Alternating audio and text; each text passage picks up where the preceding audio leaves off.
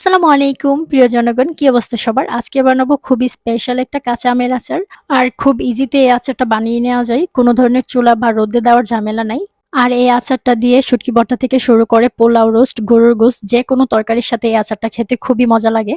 ভাতের সাথে যে কোনো তরকারি দিয়ে এই আচারটা খেতে আমার কাছে খুবই ভালো লাগে। এই আচারটা আমার এত পছন্দের, কাঁচা আমের সিজনের শুরুতে আমি এই আচারটা বানিয়েছিলাম, এখন প্রায় শেষ, যার জন্য কাঁচা আমের সিজন শেষ হওয়ার আগে আগে আমি এই আচারটা আবারও বানিয়ে নিচ্ছি। আর আচার বানানোর জন্য প্রথমে একটা বড় সাইজের আম নিয়ে ভালো করে ছাল ছাড়িয়ে ধুয়ে পরিষ্কার করে একটা মেশিং এর সাহায্যে কুচি কুচি করে একটা বাটিতে ভরে এক সাইডে রেখে দিলাম।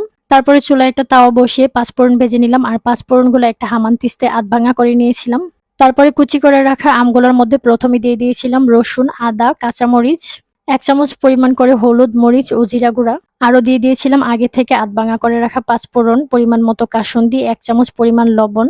সবশেষে 1 কাপ পরিমাণ ভিনেগার দিয়ে আচারের বাটিটা এক সাইডে রেখে দিলাম। তারপরে চুলায় একটা ফ্রাই প্যান বসিয়ে তার মধ্যে দিয়ে দিলাম পর্যাপ্ত পরিমাণ সরিষার তেল, 5 থেকে 6টা শুকনা মরিচ। তেলটা একদম হাই হিটে গরম করে নেওয়ার পর ঢেলে দিয়েছিলাম আচারের বাটিতে।